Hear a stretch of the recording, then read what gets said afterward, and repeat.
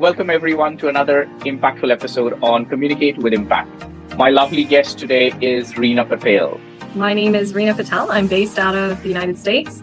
I currently work as a management consultant focused on providing creative and resilient solutions for my clients.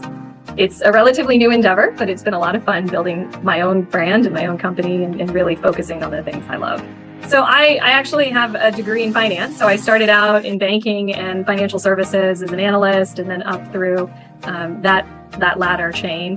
I shifted over after that to marketing analytics and spent a lot of time in customer segmentation and really trying to understand how best market, how best generate leads, retain clients, things of that nature.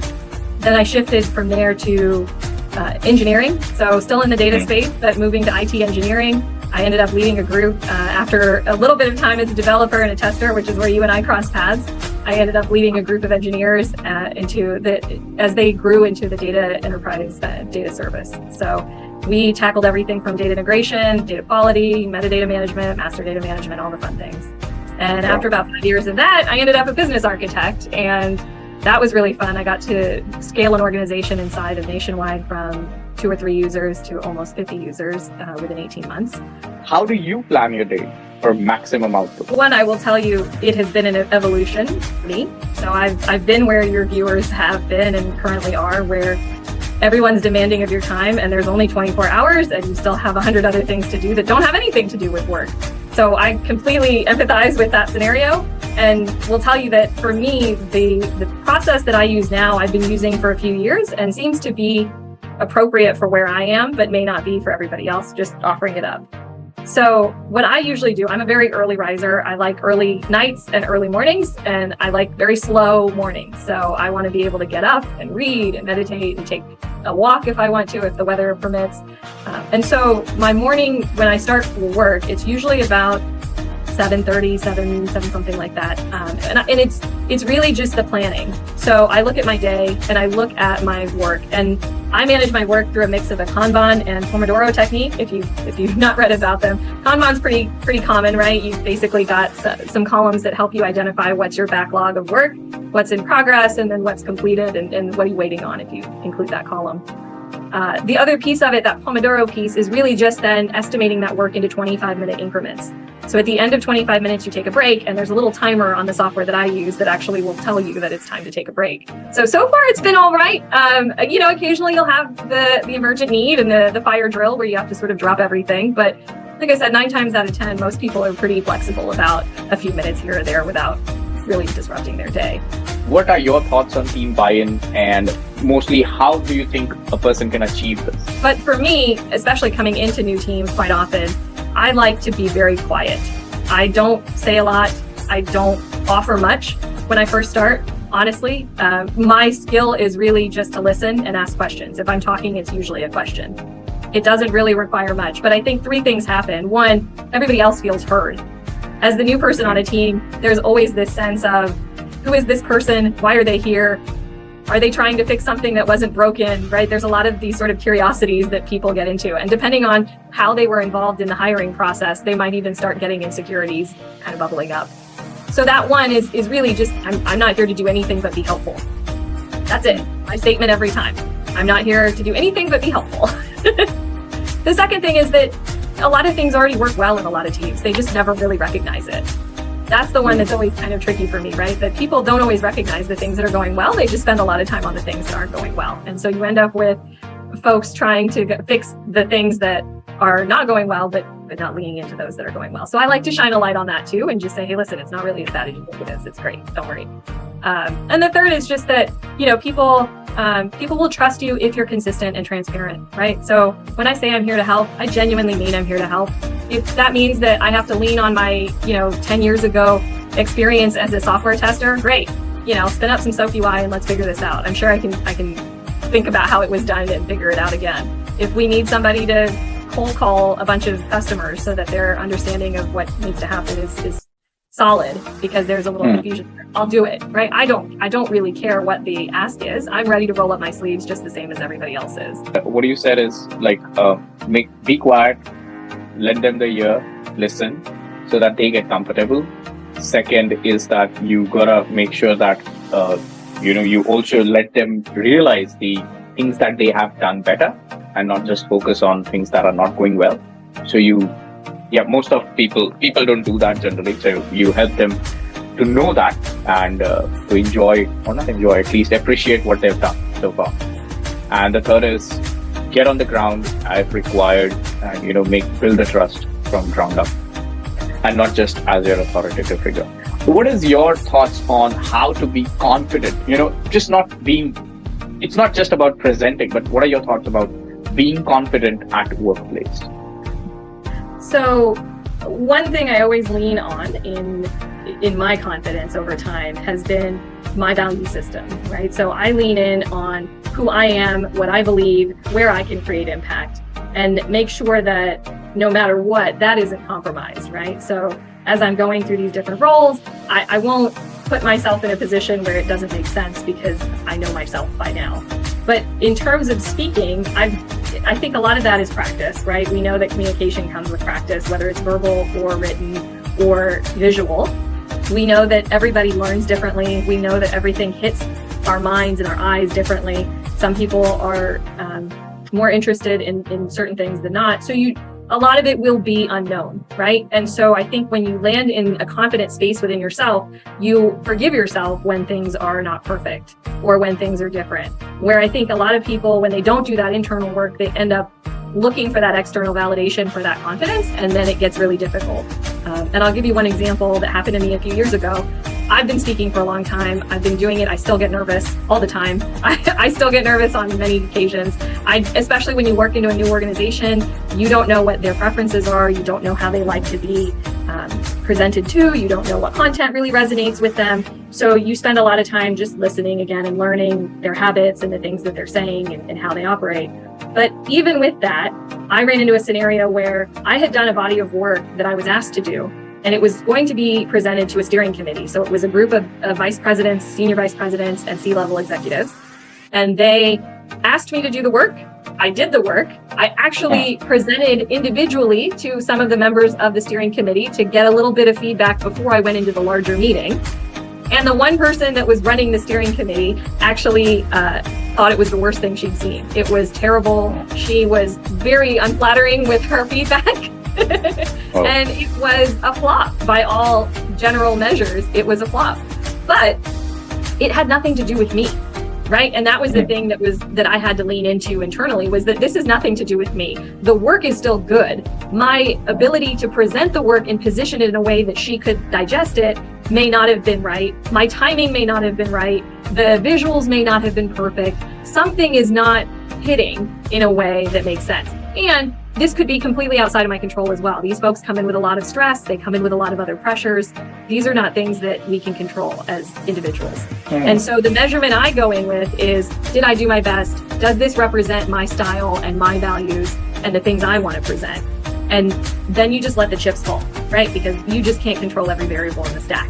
And if you feel like you did the best you could and you're comfortable with the output, then you just try again later if it didn't land the way you thought it would. And I had to try 2 or 3 times, and finally she understood what I was going for. But I didn't change the content. I just changed the packaging every time so that it would resonate with her, because I needed her to hear me and I needed her to understand that this is exactly what she needs. Or something around that area for communication skills, or for soft skills. What are your thoughts on that?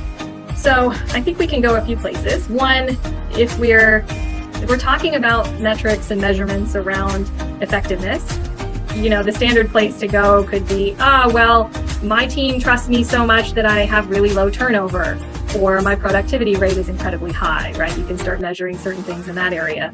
For me, I'm going to stay consistent with, I want to know the percentage of time I'm listening versus speaking. I want to know the number of times I've asked a question versus given advice or told somebody something.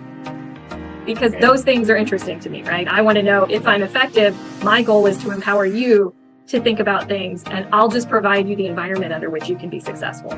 So I want to make sure that if I'm hearing you correctly, I'm actually then helping you and guiding you rather than telling you or forcing you.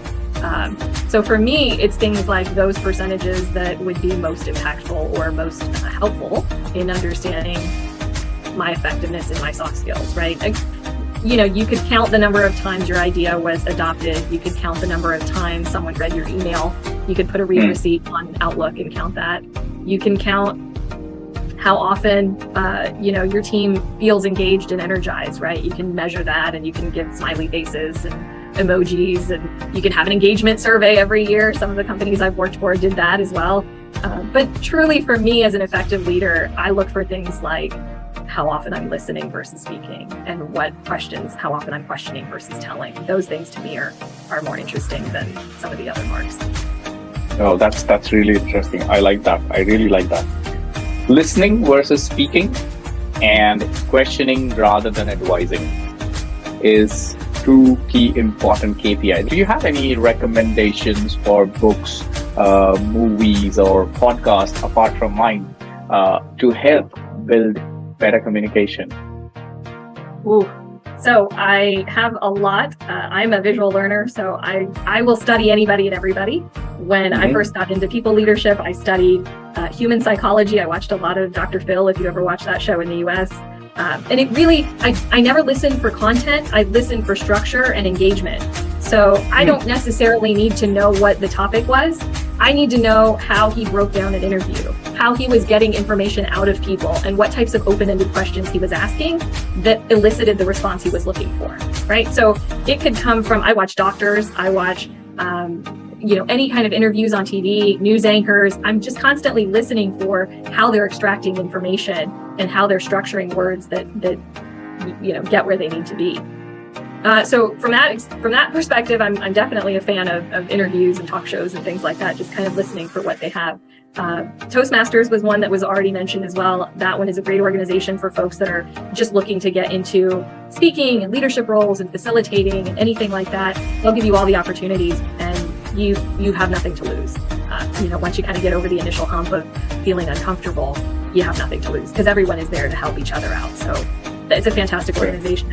But also a podcast I would recommend. I just started listening to it, and I have a little picture on my phone. I'll try and show it to you. It says how I built this. Built this. Okay. All right. Yeah, I can see now. Okay. How I built this. Okay. How I built this. It's a great podcast. So I'm building a company right now in a brand and getting excited about those things. And so for me, it's really helpful, even from an entrepreneurial spirit. But Guy Raz, the gentleman who does the interviews, is very smart about conducting interviews. And I love his speaking style. So I like to listen to him speak and how he conducts interviews. But also this podcast is built around entrepreneurs and how they built their companies. So every one of them is different. Every thought process is different.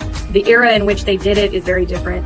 But it's always very interesting to understand how they moved from one phase to the next and how they're describing their story, because I'm sure it's not the first time they've heard it. So not only from how do I learn to ask better questions, but how do I also learn how to articulate my story better? This has been really helpful to just listen and get some ideas and go, oh, that's a really smart way of looking at it that I hadn't thought about. So I recommend that to anybody who has Spotify or Apple Podcasts or wherever you get your podcasts. But that one's a recent find of mine that I'm really enjoying. Great. And just confirming how I built this, correct? Yes. Yep. Perfect. All right. Fantastic. So there you go. So thank you very much, Reena. We are at the end of our show, and I'm sure the users might have got a lot of advice, knowledge from this session. So what happens is now for all the viewers here, you heard Reena talking about team buy-in. You heard her talking about the KPIs for communication and on confidence, right? And more interestingly, how she plans her day with Kanban and Pomodoro technique. And lastly, with the podcast, how I built this. Now, what I want you to do is, and Reena, let me know if it's okay. Is it okay if people who are listening onto the show, can I share your LinkedIn profile yeah, fantastic. So there you go. I'm going to share the LinkedIn profile. You will get all those messages, whether you're watching this on YouTube, Facebook, or whichever social media platform it is. You will get the link, and I would insist you to at least connect or go, log in, check her profile on LinkedIn and see what she's been doing and connect. Because when you connect, when you start the conversation, that's the step one for communication. And the more you connect, the more you chat, even offline. You don't have to be visual like this. At least you will make your written communication better every time you do so. All right.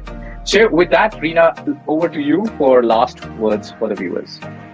Well, I appreciate the time. Thank you, Amit, for having me on. It's been a lot of fun. And it's always fun to help you out on these endeavors because I learned so much too. We've definitely come a long way from the first time we tried this. So it's been a lot of fun. But thank you all to the viewers for having me on. I look forward to connecting with any of you. Feel free to reach out for any reason. I'm always up for a good chat. So let me know. All right. Thank you very much. And from Melbourne, it's 7:30 a.m. Wednesday. And from US, you're in Ohio, right? Yes. It's 3:30 p.m. on Tuesday afternoon. And to all the viewers, this is just to say that we are now global and it's the right time for you to learn to communicate because you just do not know where is your next client or customer or the person who's going to give you the promotion that you're looking for. All right. Thanks, everybody, and have a fantastic rest of your day. Thanks. Bye.